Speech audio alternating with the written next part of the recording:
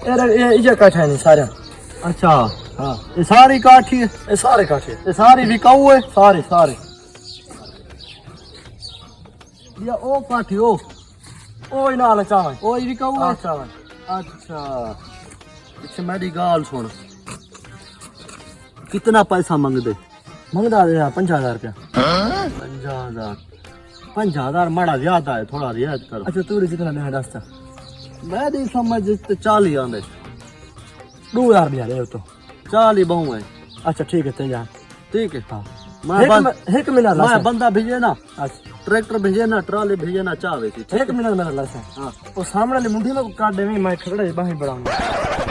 माड़ा हूं तो मुक गई है, गाल खत्म थी गई। तेरी मेहरबानी होगी यार। अच्छा यार खैर है कोई गाल नहीं। ओ ना पठान दा दिल वड्डा होंदी है। ओ ना ना जी मैं डेवी जमाऊं जी दगी बढ़वानी है वद तो वद जा वेंदी यार कुछ नहीं देना।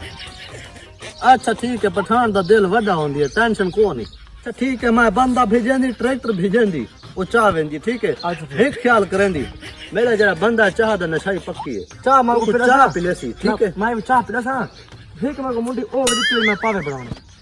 ए अल्लाह दे बंदे पठान को क्यों घाटा यार देंदी? तू अमीर बंदा यार। यार पठान को घाटा देंगी। यार कुछ नहीं देना यार। अच्छा यार ठीक है बस। तो एक ओ वजी मैं कोठा स्टीर बढ़ाऊंगा। ओ बड़ी मुंडी ओ दे सबर कर, एक मिनट सबर कर। गंती हेलो हाँ माड़ा क्या यार ते को पता पठान है जी, बंदा नहीं। हाँ ओए यार हाँ मखा घाटा आंदा वेंदी है, घाटा आंदा वेंदी है, मैं किवें करा यार? इडो घाटा आंदा वेंदी है, उडो चार टोटा ऊ गिन गिदी है, चार तू गिन दी है, मैं किदे वेंदे? ओ यार पठान दा बस इथे ही मक्खन लई रख, पठान दा दिल वड्डी है। पठान को घाटा देंदी है सारा दी। नहीं यार पठान है जा बंदा नहीं, पठान खा मखा, पठान को खा मखा घाटा आंदी है ना। अच्छा यार ठीक है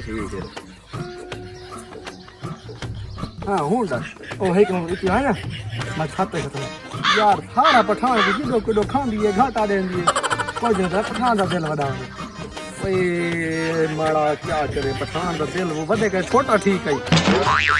बस तेरी मेहरबानी होगी यार ये लाथर काठा लाथर तू इंदा टोटा बड़ा, इंदा खटड़ा बड़ा, इंदा जो बड़ा मैं नहीं गिनदा कि बै को आंदे वन।